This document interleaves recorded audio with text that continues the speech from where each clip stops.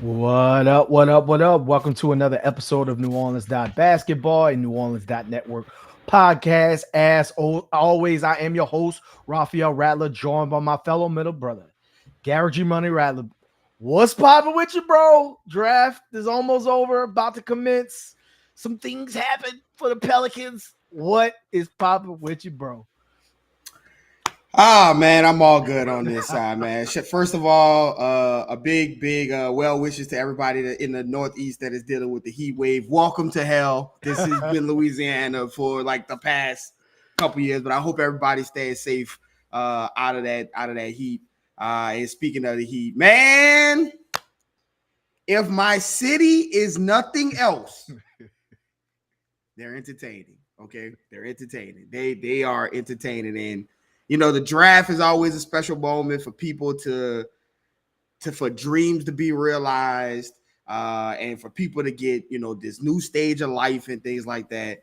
But man, is it a time for people? I thought, you know, when we left this podcast last time we talked, I said, man, this is the best time, the happiest time for people because everybody believes in their roster. Everybody believes, they have a chance this season. And man, how much can change in 24 to 48 hours. So yeah, man, I'm enjoying the draft. I'm enjoying seeing these new faces coming to the league, and I'm excited to see what they're gonna do. I'm gonna just throw it out there, get it started. I really like what the Pelicans have done. You can go ahead and start yelling at me and start cursing out in the comments. I'll get to them eventually. Throw them in the comments. I will understand. But as of everything else, bro, I'm all good. How's everything on your side?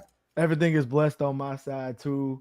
If there's one thing the city of New Orleans is, to your point, and their sports teams, they're not boring. Like the Pelicans were the 7th pick of the draft, not the 1st pick of the draft. They were 4th worst in the NBA last season in terms of record. Not in the playoffs, fighting for championships. They are always in the news, no matter what, whether it's Zion related, whether it's trade related, never boring. Same thing for the Saints, never boring. So at the very least, to your point, you shall always be entertained. So we got a lot to talk about today. Like you mentioned, make sure y'all hop up in the comments. If you're not already, make sure you subscribe to NO_basketball NOE. That's on all your social media outlets. It's time to go. The season has turned. We'll be back to you guys, our film review, jumping into these draft picks, jumping into what's next for the Pelicans. But let's get it started tonight. So the Pelicans got the draft started yesterday. By drafting Jeremiah Fears. There was a little bit of a, hey, are the Pelicans going to move up for Ace Bailey? After Joe Dumars kind of talked and after you heard from Jeremiah Fears and, Derik Queen, things like that, I don't know if the Pelicans were ever that serious about Ace Bailey in the first place or they were being used in a different way because it sounds and really seemed like these were the guys they had on their board all along. But the Pelicans get started with Jeremiah Fears. And again, in an earlier podcast, you and I talked about how there's a ton of guards on this team, and especially smaller guards of smaller stature.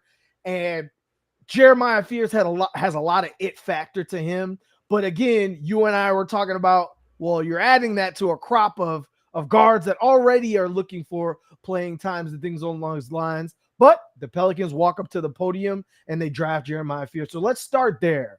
What were your initial reactions? What were your thoughts? How do you think this could potentially play out for the Pelicans?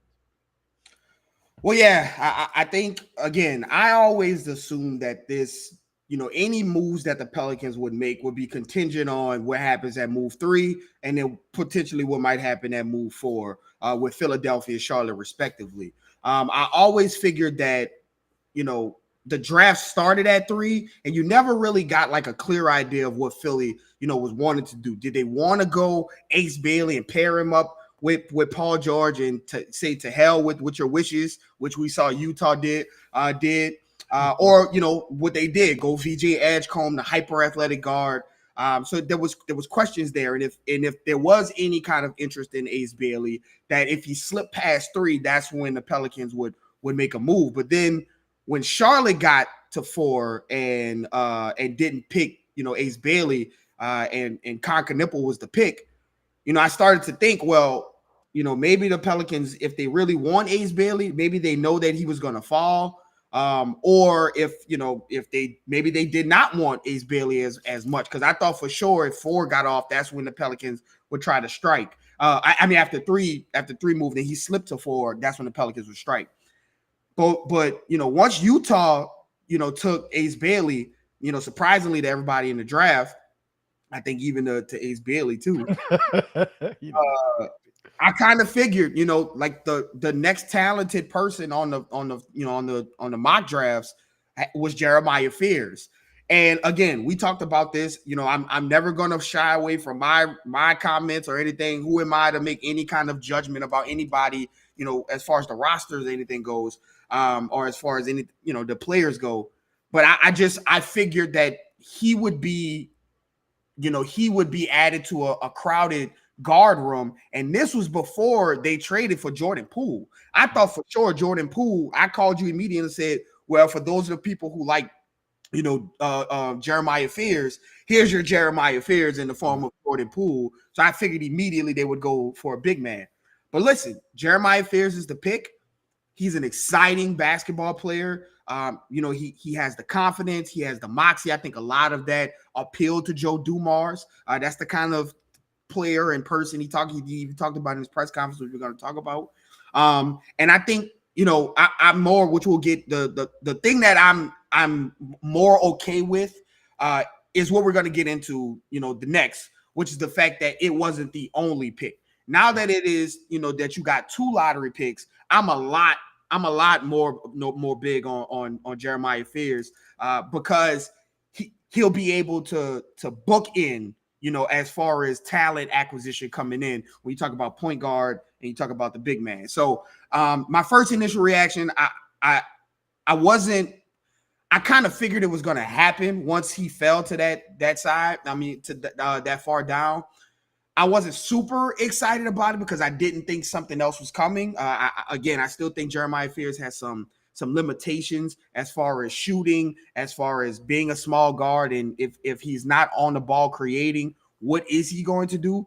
But I think now that you have Jordan Poole and DeJounte Murray's going to be out, you have a starting point guard, and then you have a backup point guard position that's going to be interesting. Jose is the tenured, guy. It's crazy to think about with Jose, but he is not a Joe Dumars guy, right? Like this isn't somebody that Joe Dumars picked. So there is no like loyalty to Jose the way maybe fans feel or maybe the city of New Orleans feels towards Jose. So Jeremiah Fears is coming in. He's obviously, a much more talented prospect than Jose was coming out of the draft.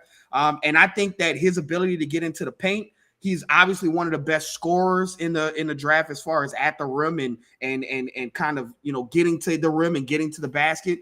But I also think that he has some playing in a more spaced open floor with the NBA. He'll have some ability to make plays and do things like that. So it's going to be an opportunity for him to come in and take the reins of at least a backup position while DeJounte Murray is out / still on the team. And Jordan Poole is going to man the starting point guard position. But Jeremiah Fears is one of the youngest players in the draft. And so we'll see if that's something that, if he wins the backup position, Jordan Poole may or may not be here for the long term. You'll see what happens then. So I'm excited about, him being on the team now, along with, which we'll talk about, Derik Queen. But, I still have some reservations as far as his fit on the team to compete next season. But we'll see. I'm glad you ended it that way. To your point, and again, we're facing our own takes here in terms of what we said in the past. The Jeremiah Fears pick didn't make sense to me right off the bat because you mentioned DeJounte, you mentioned trading for Jordan Poole, you mentioned Jose Alvarado, Jordan Hawkins, all these guys that were going to need the ball. But what else have we been talking about for the past 3, 4, 5 seasons? Two things. One, when Zion sat down or was out, or Trey sat down or was out, it took Elfrid Payton coming out of reserves to show what offense would look like with someone else that could at least put pressure on the rim. Right now, Jeremiah Fears, one of the knocks on him is, he gets to the cup and he gets to the free throw line at a crazy rate for someone that young and that inexperienced and that small, but he doesn't finish well yet because he doesn't have the size, right? Well, if you're looking for someone, you're complaining for not having enough punch off the bench. Bringing somebody in who probably has the best handle in the draft. Stephen A. Smith said he's the next Kyrie Irving. I don't know if you want to put that type of pressure on a young player like that, anything like that. But in terms of his wiggle, in terms of his spark, there is something that sets him apart and makes him a high lottery pick. And so if you were going to get someone who could create not just for themselves, but for other people, that's the second part of this. How long have we been talking about how long the Pelicans are bad at passing? They're not a good entry pass team. They're not a good pocket pass team because outside of DeJounte, once he went down, you got a very small sample size of him. And Zion, who did you trust to really execute the pick and roll over and over and over? I see a lot of mentions about Jose and what play he could be. I think Jose, and we'll get to this later, I think Jose proved that he is a role player in this league. Like, I know this is crazy and sacrilegious and, revisionist is history and things like that and victim of the moment, all those cliches. But I just watched TJ McConnell almost will his team to game 7 without their best player.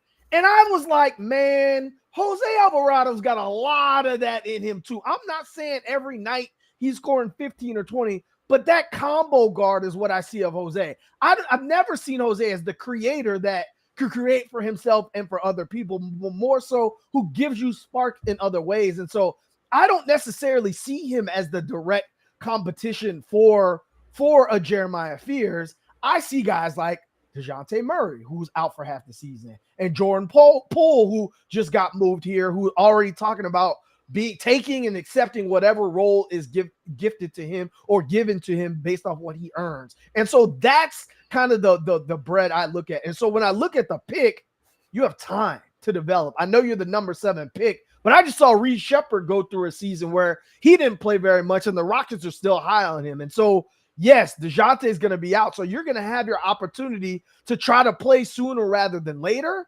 But if you don't, you still got guys above you that are proven NBA players that you know what you're getting. And so that makes me feel better about the pick in its entirety, his ability to grow and his room to fail, to be honest with you, not to succeed, but to fail because you're not relying upon him to change your franchise overnight. If he does, that's a phenomenal problem for the Pelicans to have.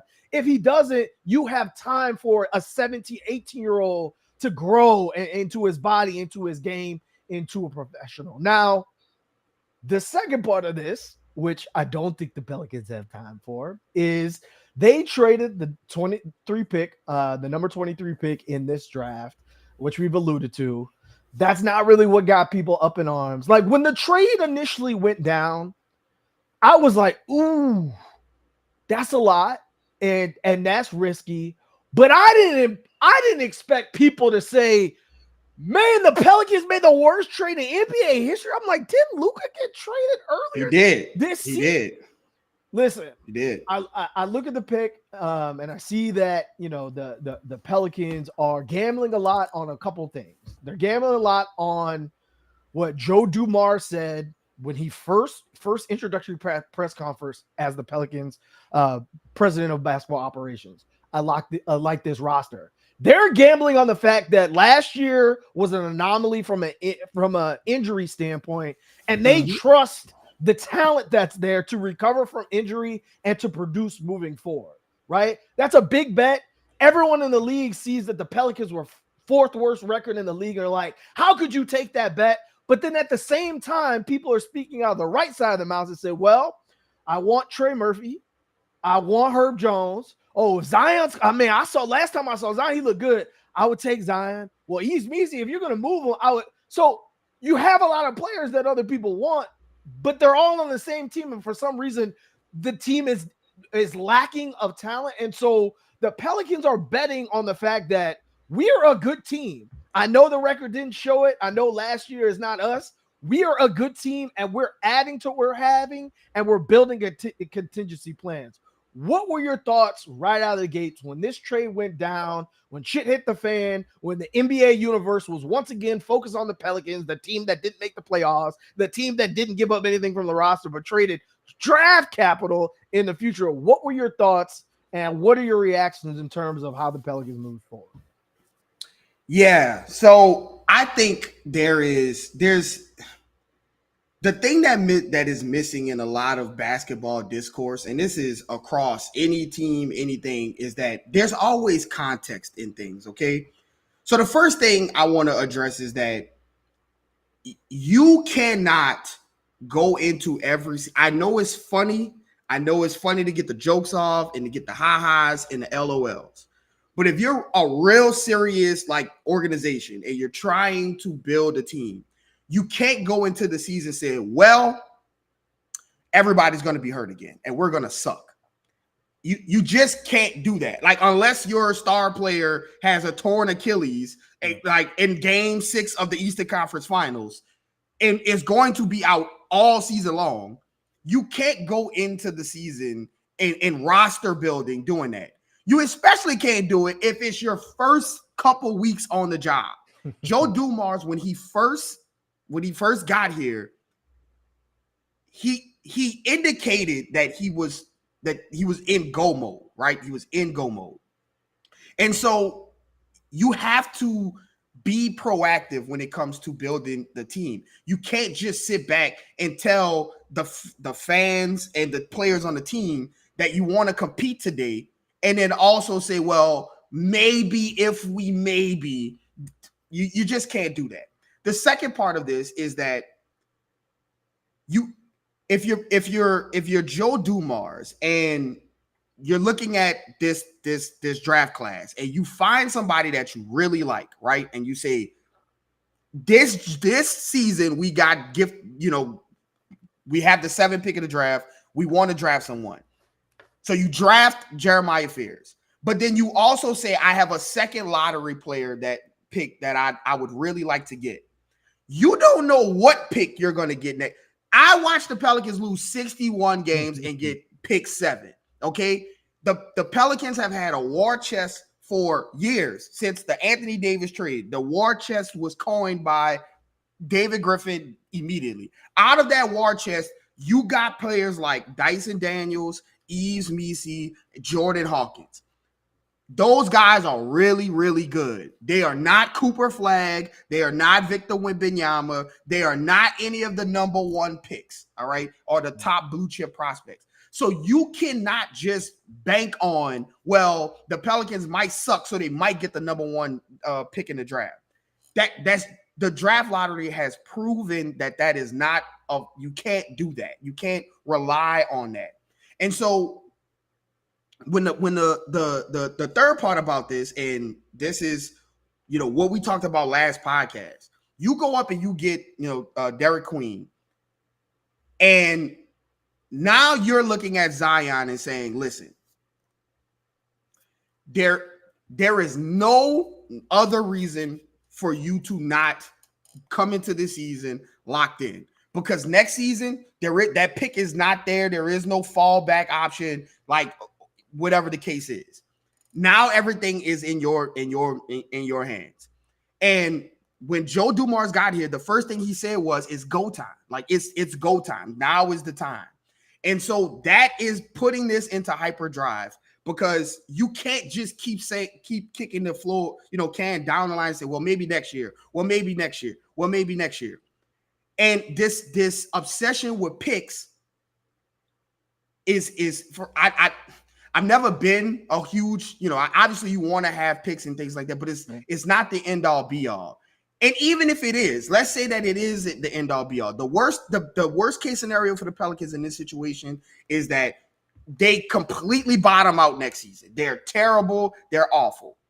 Even if that's the case and you love first round picks, if it's awful and it's terrible and you go into next, off season and you say, you know what, it's time to blow this team up. You mean to tell me you don't think you can get a first round pick for Zion or Trey Murphy or Herb Jones? I'm just saying, if you're all the way into draft picks. Mm-hmm. So if it comes down to it and it's as bad as everybody assumes that it is, automatically for some reason. But again, we talked about this. Your reputation is your reputation. Right. If it's just as bad as everybody assuming that it is, you can recoup those picks and plus more.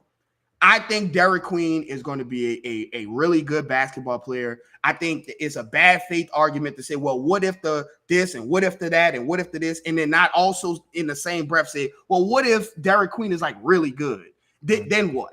I think about all of the picks that Indiana gave up to get Pascal Siakam. And again, not comparing those two. Obviously, those two are in different positions of their career.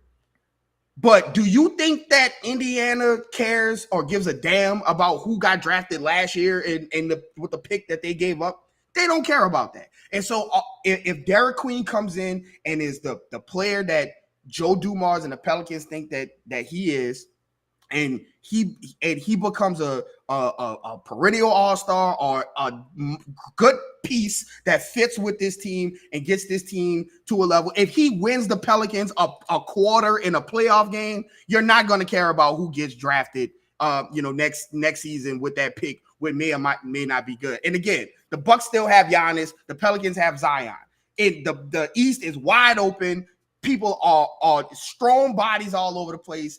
The Bucks could very well be the 4th seed or the 5th seed with Giannis just being there. All right. And so I just think that it was it's a super, super duper severe overreaction. Of course, the pick is risky. It's very risky. It could be the number 1. It could be the number 15 or the number 20. You never know. But for now, you have 2 lottery picks, 2 players who were projected to be in the top 6 to 7 picks in the draft. You landed them both on your roster, and you have what I call a contingency plan that in the event that Zion goes down or is not who you think he is or whatever the case is, you now have players who can step in and be good around, Trey Murphy and Herb and Jordan Poole and Yves Missi and those guys who are available, and you have a pathway to a good team, even if someone gets hurt.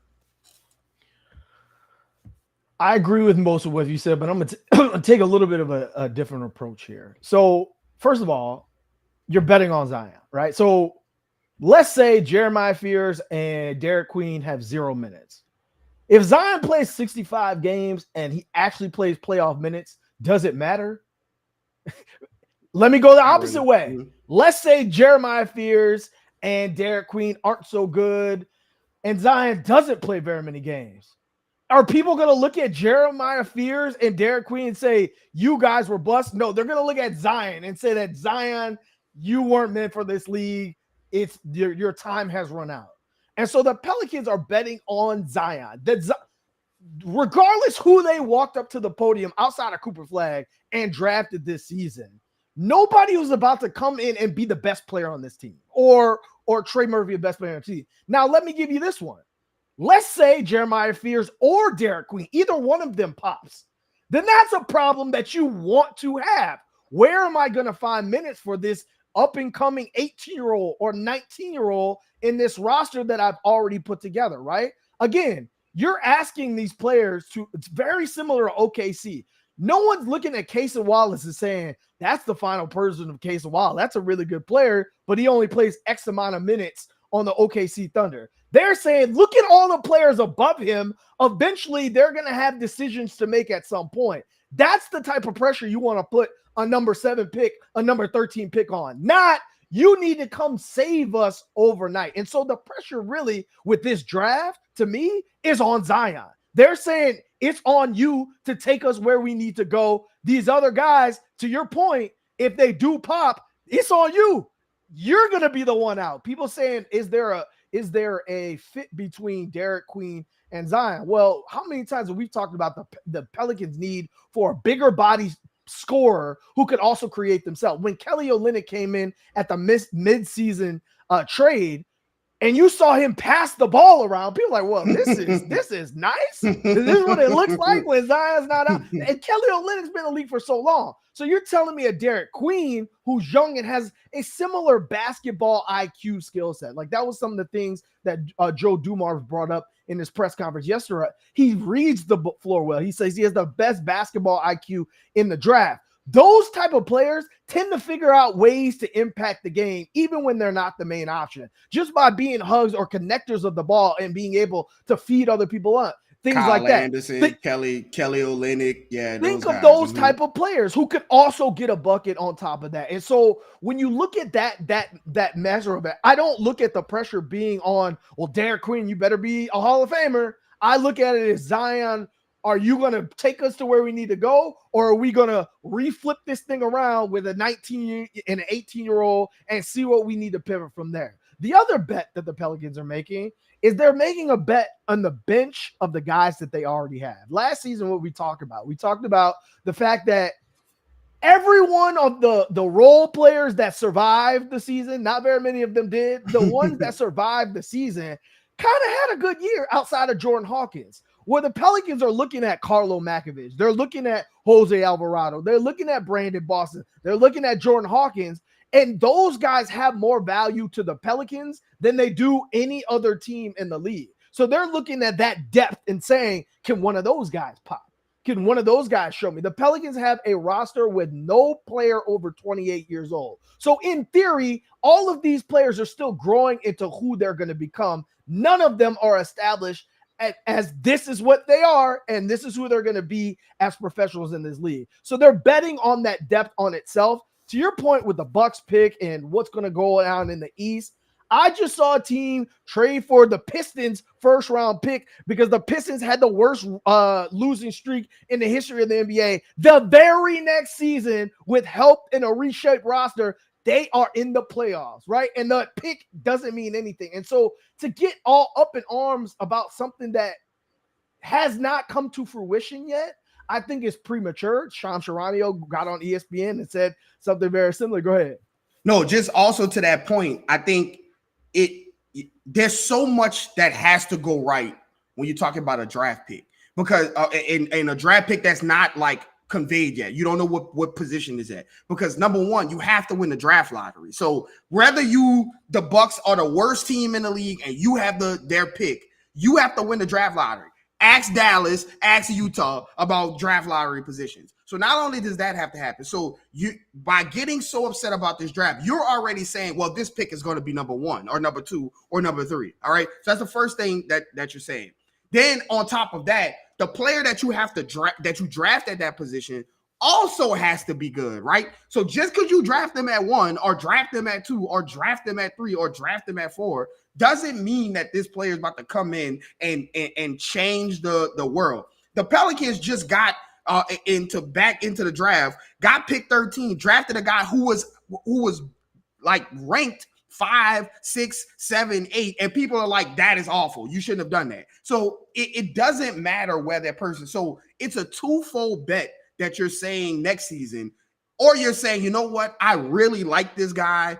We have an opportunity to be good this season. I can't go into this season saying, well, I'm not going to make any moves because we're always hurt, and so we're going to be hurt again.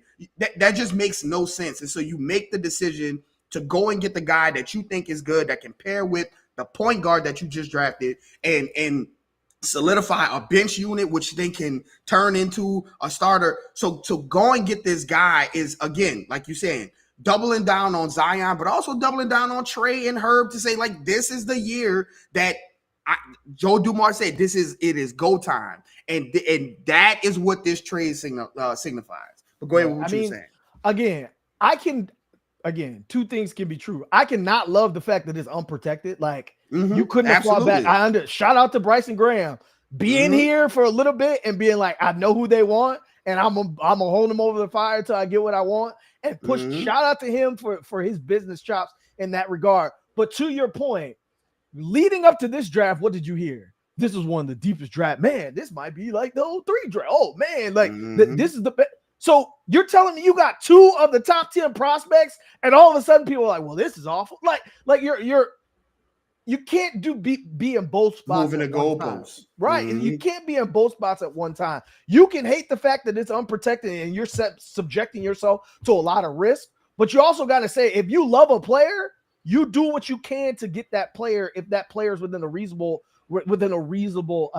position. Now, let's get to Derik Queen himself, because This is the player. The first time we did a draft podcast over the prospects of this team, the first player that came to mind in terms of the Pelicans drafting at 7 was Derik. Now, you got him at 13, which again makes me feel a lot better about the Jeremiah Fears pick.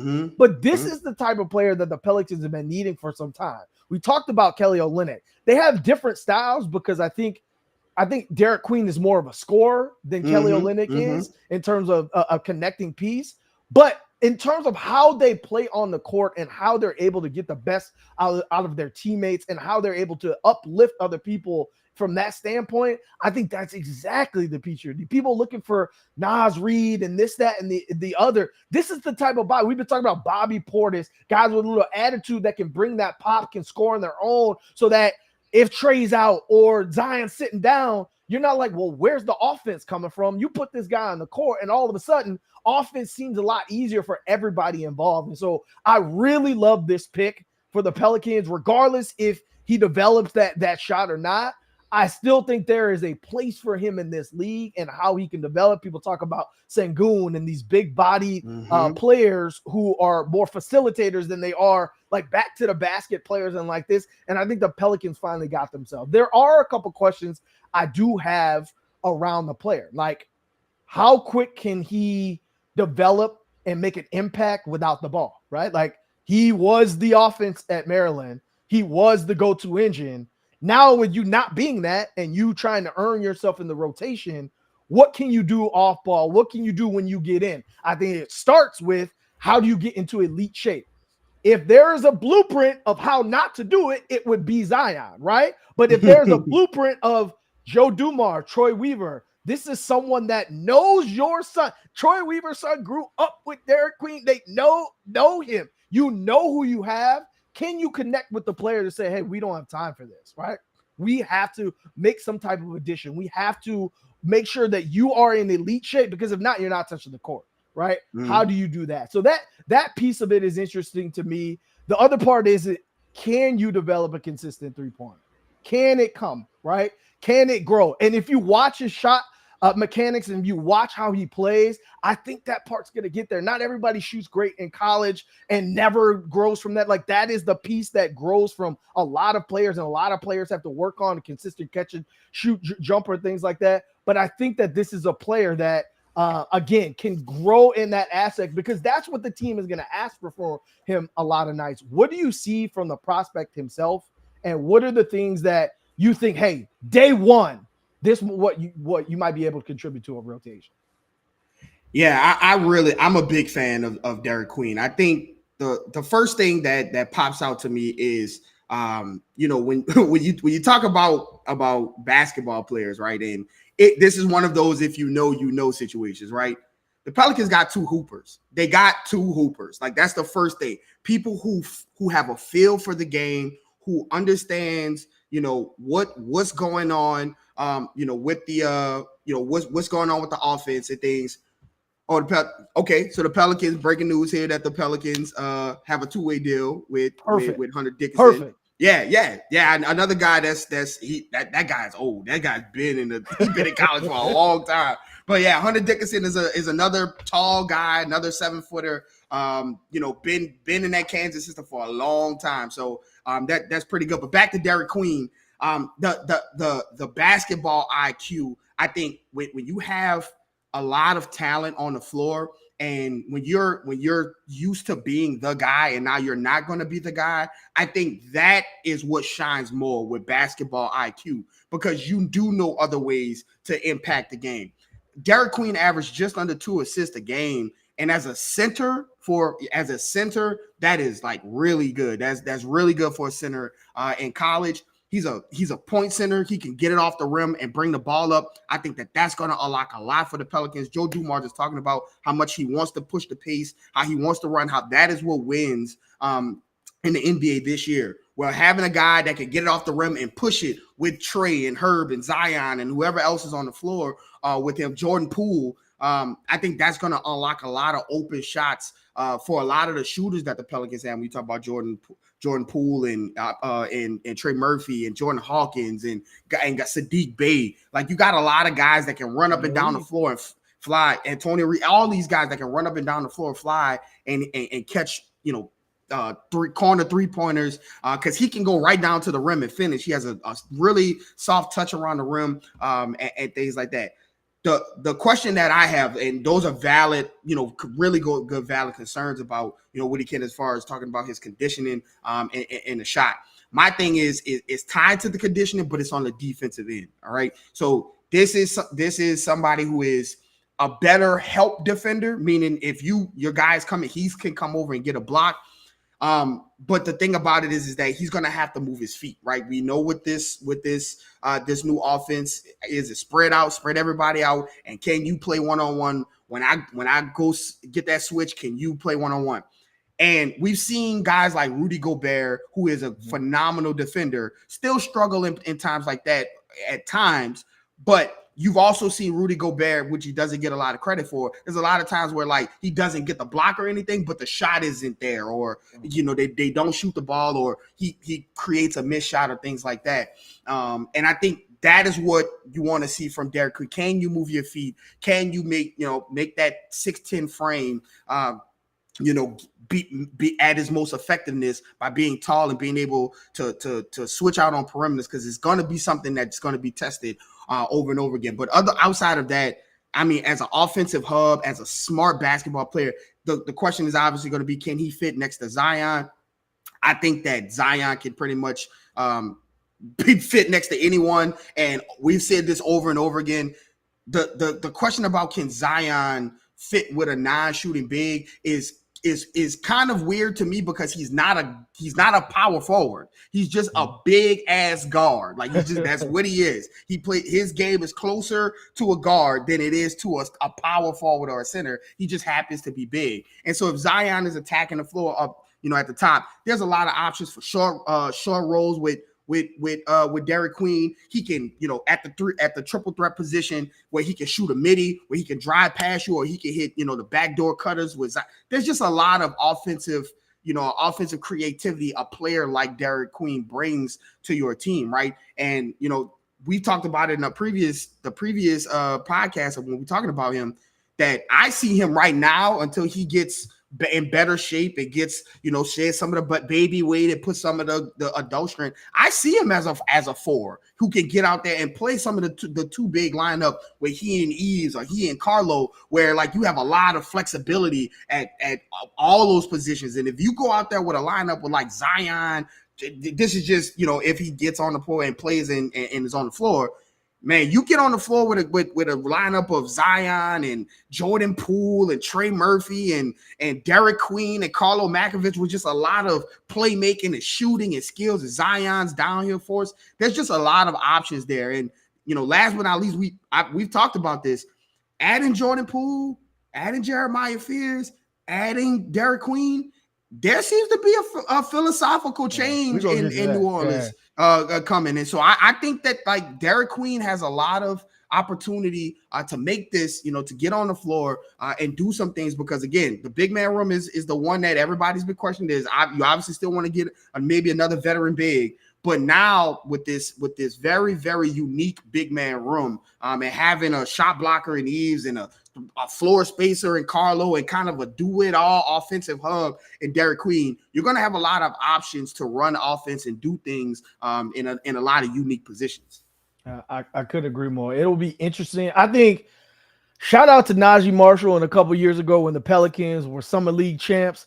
I think the Pelicans will be pretty excited during Summer League with some of these young players and things like that. Now, speaking of another young player, the Pelicans had a draft pick tonight, number 40. They took Micah Peavy from Georgetown. Again, 3-and-D, big body wing. What our 3 goals going into the offseason in terms of the things the Pelicans could look to accomplish to enhance their roster? 1, trade C.J. McCollum for additional assets in this draft. Check. 2, add a front court player who could create his own shot. Check. Derik Queen. 3 was add another 7-footer or add another 3-and-D wing, because you're inept in that area. You just don't have enough depth at the wing and center position. And drafting a guy like Micah Peavy, who again is an older guy. He's been in college for 5 years. He's 24 years old. So he's the same age as Zion, right? He's been around. Last season, averaged 2 steals per game, which is incredible from that standpoint. He called himself the best defender in the draft this year.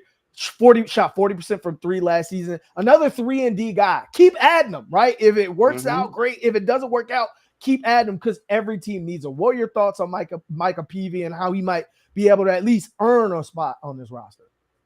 Well, when you go into the draft and you say the Pelicans are small, drafting Jeremiah Fears is like, whoa, really? Yeah. And then you draft Derik Queen, and then you draft Micah Peavy, who is 6'8", 220. So there you go for your size. I think this is another really good sleeper pick that, you know, the everybody in Georgetown up there in that area, they call him Clamps. Like that's his nickname. And so I think that's another guy that could come in and play spot minutes for you.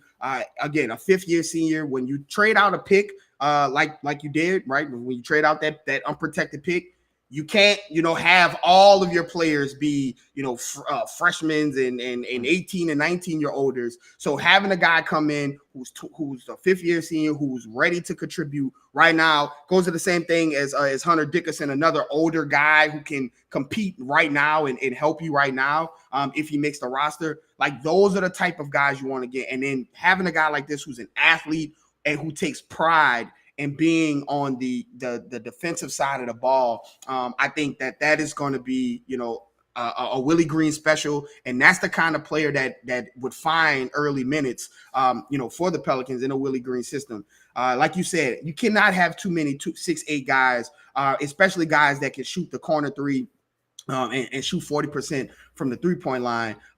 Those are the kind of finds that help you supplement the back half of your roster, where, you know, you're not subbing in, and God bless these guys, Jamal Cain and Lester Quinones and guys like that.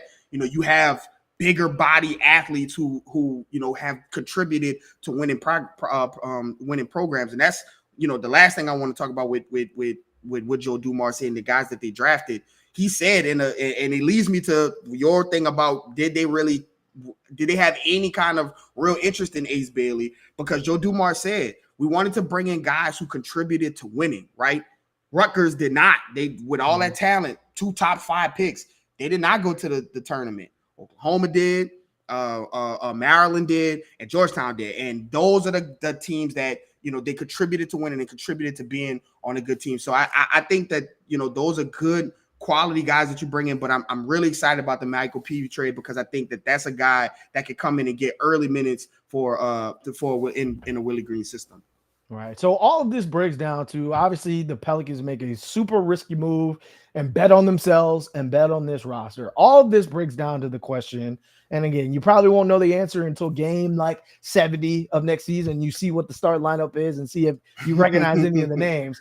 But do the Pelicans have enough? As it stands, especially competing in the West, and we're listening to a podcast earlier today and talking about the West and how strong is it really outside of OKC, right? With a lot of older teams kind of reshuffling and figure some things out and things like that. Obviously, you have Houston making a climb, the Mavs get Cooper Flag, things like that.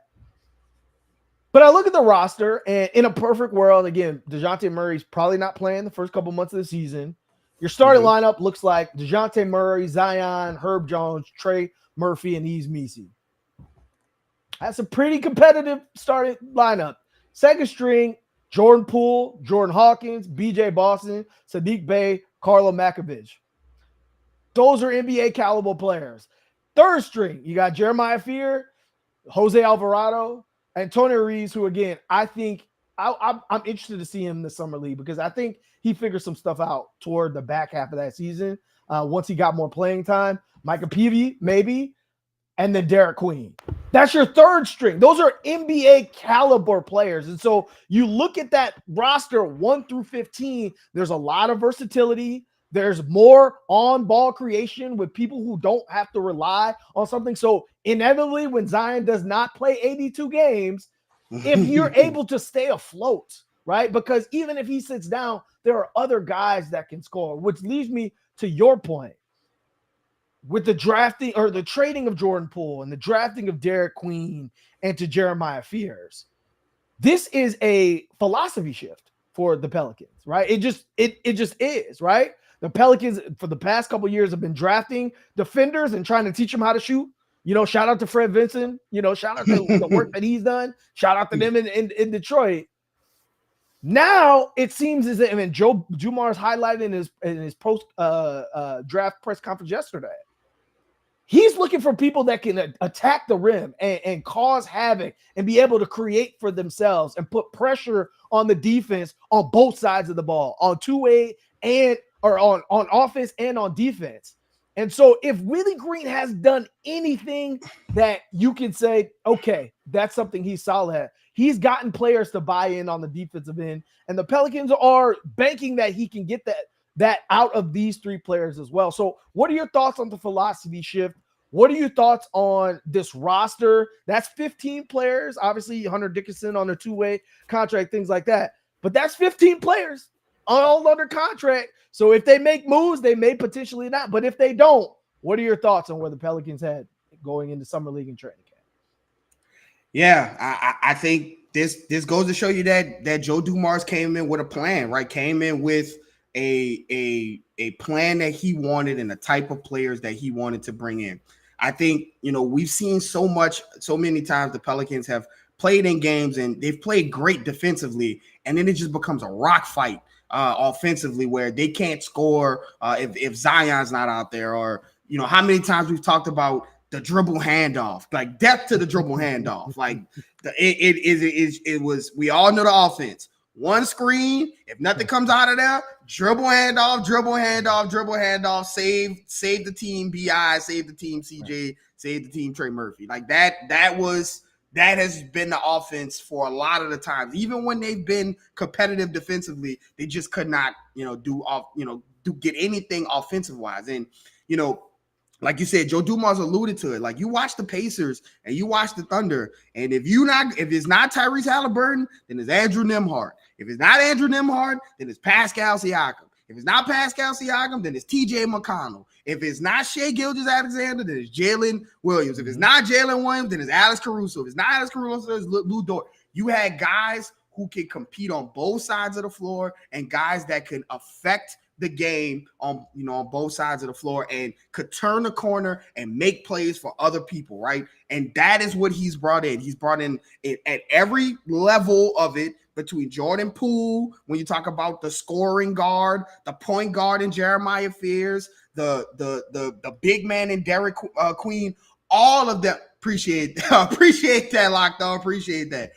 Shout out to Dr. Doom, man. Come soon. But yeah, like you've gotten guys who can affect the game offensively, cause a lot of ruckus and chaos on the offensive side of the ball. And what that does is get people in motion, get people going. And with so many weapons like the Pelicans have, again, health is that, but you just cannot go into the season saying, well, we're just not going to have these guys. But if you have those guys, there's a lot of offensive talent now on the Pelicans that is not going to be reliant on Zion, right? It's not going to be Zion centric. Trey Murphy is going to, by all accounts, take another step in his shot creation journey. You have Jeremiah Fears. You have guys who can. Jordan Poole, who is fearless, got he's been a number one option for 2 years. And so he's fearless when it comes to shots. And so you have guys who can create for themselves now. And I saw somebody call, they put up a picture of Jordan Poole and Jeremiah Fears. They call it the most shiftiest backcourt in the NBA. And those guys have that kind of ability to be that shifty if need be. And so, listen, right or wrong, the Pelicans have Joe Dumars has come in and he said he's laid down his plan.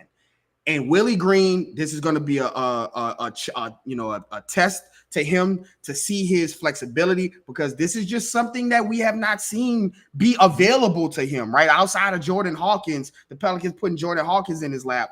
Other than that, he hasn't really had okay, these are offensive ballers to go get it, right? You've gotten guys who can play off of Zion and things.